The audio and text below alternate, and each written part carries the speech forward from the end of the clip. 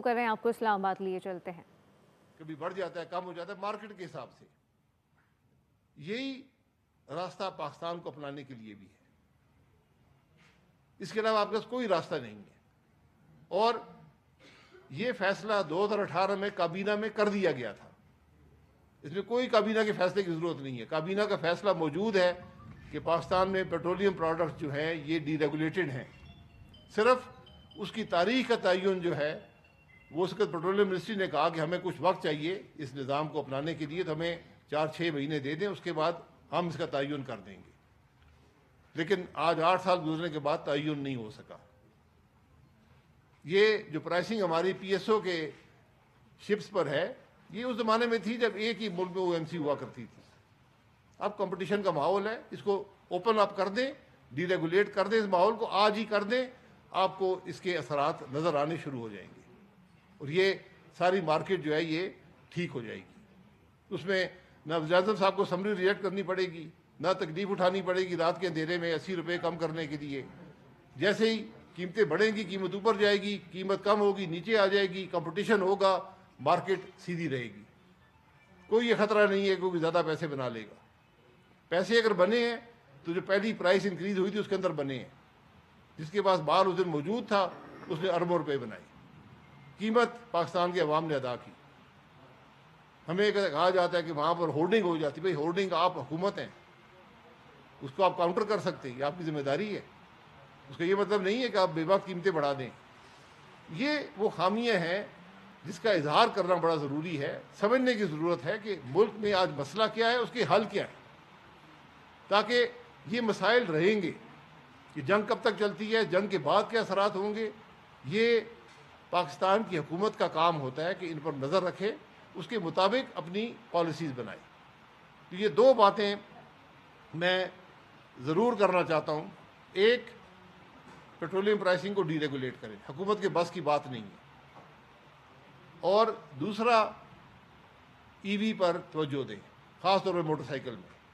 یہ تعداد بڑھتی جا رہی ہے، اور اس کے اندر اب کچھ ای وی آیا ہے، لیکن ای وی کو انسینٹیوائز کریں گے تو آپ کا کام چلے گا۔ اور پھر آپ کو قانون کے تحت دیہی علاقے میں، شہری علاقے میں کم از کم آپ کو جو پرائسنگ ہے اس کو، جو ای وی موٹر سائیکل ہے اس کو لازمی کرنا پڑے گا۔ پھر جا کر یہ $6 ارب کا بوجھ کچھ نہ کچھ کم ہونا شروع ہوگا۔ دنیا نے کیا، چین کی مثال آپ کے سامنے ہے۔ اس کے علاوہ میں 2 باتیں اور کرنا چاہتا ہوں۔ ایک سولر کے حوالے سے ہے۔ پاکستان میں سولر کا ایک انقلاب آیا، دنیا نے اس کو مانا۔ مجھے کل ایک ڈیلیگیٹ تھے جو برازیل میں جو کاپ ہوئی تھی، انوائرمنٹ کی جو کانفرنس ہوتی ہے، وہاں پر گئے تھے۔ انہوں نے کہا وہاں پر ایک ہندوستانی ڈیلیگیٹ نے جو ہندوستان کا رہنے والا تھا، اس نے تقریر میں کہا کہ دنیا میں ایک انقلاب لایا ایک ملک، اس کا نام پاکستان ہے، سولر کا، اور وہ انقلاب حکومت کی مرضی کے بغیر آیا ہے، اس کا حکومت میں کوئی عمل دخل نہیں ہے۔ پاکستان کے عوام نے اپنے پیسے سے 26,000 میگا واٹ سولر اس ملک میں لگایا ہے۔ 26,000 میگا واٹ، یہ 2 سال سے کم کے عرصے میں پاکستان میں 26,000 میگا واٹ لگا ہے۔ اس کا ہم میں سے کسی کو علم نہیں تھا، نہ حکومت کو علم تھا، نہ ہمیں علم تھا، نہ اس ملک کے ریگولیٹرز یا کسی اور ایکسپرٹ کو علم تھا۔ یہ فائنینشیل ٹائمز میں ایک رپورٹ آئی، وہاں سے پتہ چلا کہ پاکستان میں اتنا لگ گیا۔ ہم اس کو کہتے ہیں، اور اس میں سے 2,000 میگا واٹ بھی نیٹ میٹرنگ نہیں ہے۔ یہ نہیں کہ نیٹ میٹرنگ کا بوجھ ہم پہ پڑ گیا ہے۔ ہم ہمیشہ ڈھونڈتے رہتے ہیں کہ قصور کس کا ہے۔ تو بجلی کے معاملے میں پہلے ہم نے کہا کہ قصور سارا آئی پی پیز کا ہے، آئی پی پی کو ٹھیک کرو۔ آئی پی پی ہم نے ان کو ڈرا دھمکا کے 8-10 آئی پی پیز کے معاہدے تبدیل کروائے۔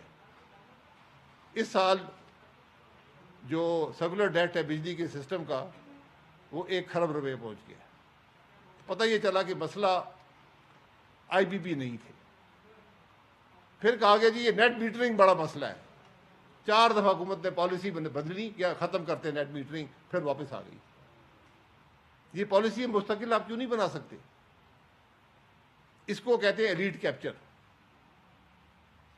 یہ ای وی موٹر سائیکل کیوں نہیں ہے, ڈی ریگولیشن کیوں نہیں ہے, یہ آپ کی جو سولر کی جو حالت ہے یہ کیوں اس طرح ہے.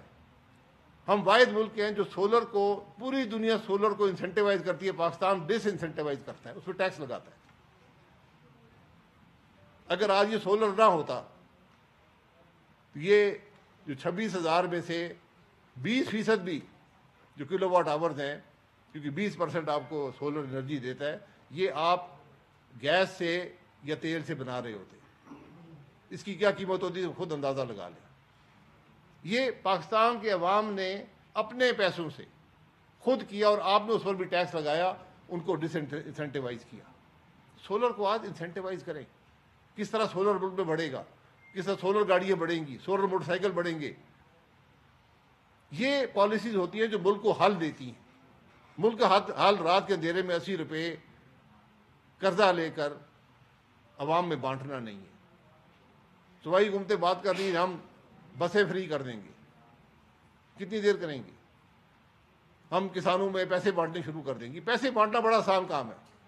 صوبائی حکومت کا بہت پیسہ ہے, وہ پیسے بانٹنے کو بہت کامیابی سے پیسے بانٹتے ہیں. یہ جب آپ پیسے بانٹتے ہیں, کرپشن کا کیا سطح ہے آج ملک کے اندر؟ پاکستان کی تاریخ کی بدترین سطح آج ملک کے اندر. حکومتوں میں کرپشن آج بدترین, وفاق میں, صوبائی حکومتوں میں بدترین سطح پر ہے. ہر شخص جانتا ہے, ہر شخص مانتا ہے. بین الاقوامی ادارے بھی کہتے ہیں, ملک کے اندر بھی ہر شخص جانتا ہے کہ آج کرپشن کی کیا حالت ہے. یہ جو آپ پیسے بانٹیں گے, آج میں اخبار میں پڑھا کہ 200 ارب بانٹیں گے, اس میں سے 20 ارب ہی عوام کو نہیں پہنچے گا. یہ کرپشن کی نظر ہو جائے گا. یہ وہ پیسے بانٹنے کسی مسئلے کا حل نہیں ہوتا. پالیسیز بنائیں کہ عوام کی تکلیف میں کمی ہو اور پیسے نہ بانٹنے پڑے. آخری بات میں ایل این جی پہ کرتا ہوں. آج کل بڑا فیشن ہے کہ ایل این جی ہمارا بڑا مسئلہ بن گیا ہے. بہرحال وہ اللہ تعالیٰ نے حل کر دیا, ایل این جی اب آتی ہی نہیں. ہمارا جو قطر سے کانٹریکٹ تھا وہ ہرموز کی وجہ سے انہوں نے فورس میں یہ ڈکلیئر کر دیا کہ جنگ ہے, ہم سپلائی نہیں کر سکتے. تو پاکستان کا سب سے بڑا مسئلہ اس سال تھا, حکومتوں کے کمیٹیاں بنی ہوئی تھیں کہ ہم نے شاید 15 سے 20 یا 30 جو شپ آتے ہیں ان کو ہم نے کم کرنا ہے. ہر سال میں میرے خیال ہے 100 کے قریب شپ آتے ہیں, تو ہم نے 30 شپ ان میں سے کم کر دیں. وہ مسئلہ آپ کا خود حل ہو گیا.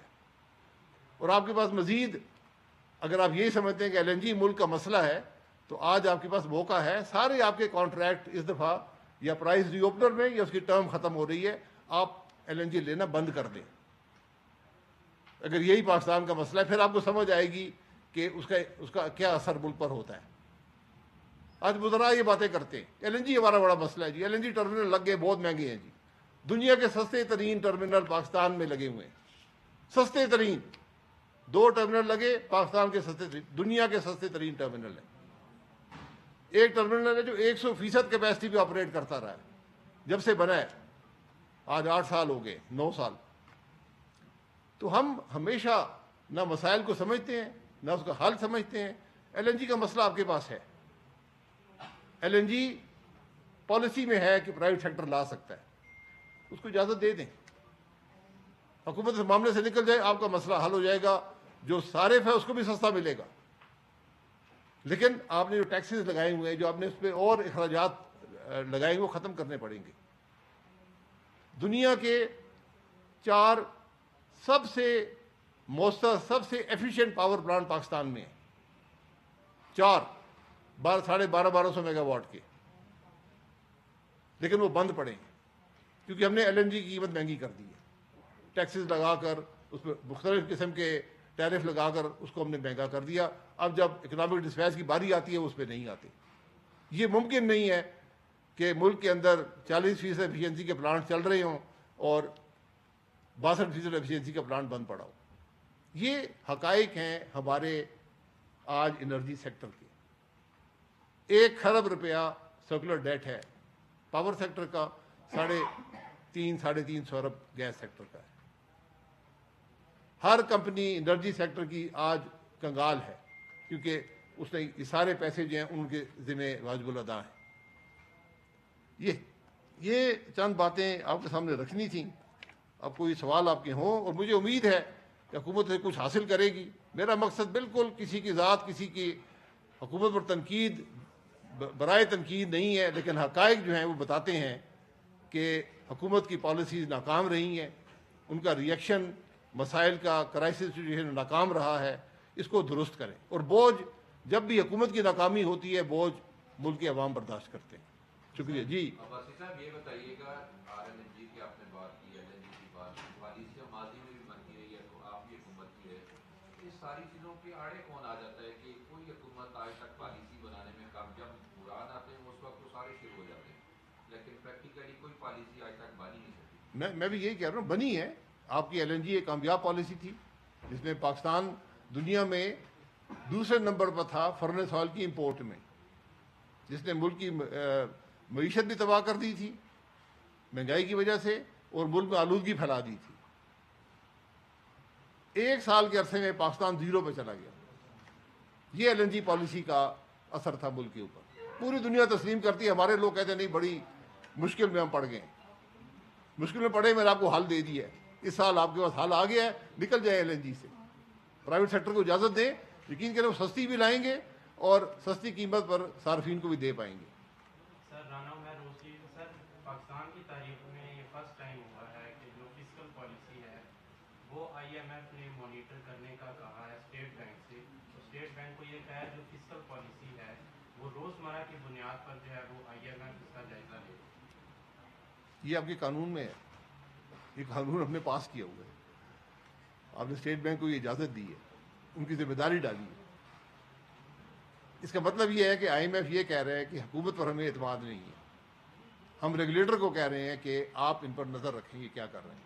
کیونکہ جب آپ اس قسم کی حرکتیں کریں گے کہ آج ادھر ریلیف کی بات کر دی، پھر وہ ریلیف یہ تھی کہ پیٹرولیم کمپنی کو پیسے نہیں دیے، ان کی پرائسنگ نہیں انکریز کرنے دی، اب ان کو پیسے دے رہے ہیں. پھر اس میں سے اب 80 روپے جو رات کو ٹیکس میں کٹوتی ہوئی ہے، اب IMF اس پہ آپ سے پوچھے گا کہ بھائی آپ نے آپ سے ہم سے وعدہ کچھ اور کیا ہے، یہاں پر آپ کٹوتی کر رہے ہیں.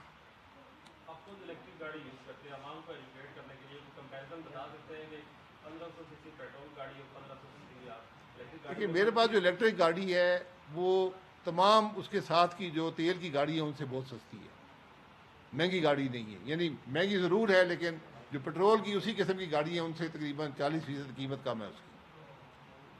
تو جو پیٹرول میں 15,000 روپے کا اس میں پہلے پڑتا تھا، وہ اس میں 1500 کا بجلی استعمال ہوتی ہے. وہ اگر آپ سولر لگا لیں تو وہ بھی 0 کے قریب آ جائے گا. تو بہت فرق ہے. حکومت کو اس بات کا احساس ہونا چاہیے کہ ان کو انسینٹیوائز کرنے سے ہمارا فارن ایکسچینج کا بوجھ بھی کم ہوگا، عوام کی تکلیف بھی کم ہوگی. گاڑیوں سے زیادہ ضرورت ہے موٹر سائیکل کی. یہ بہت بڑی رقم ہے. اگر آپ ہر شخص کی جیب میں ہر مہینے 7,000 روپیہ ڈال سکیں تو اس سے یہ کافی ریلیف پیدا ہوتی ہے.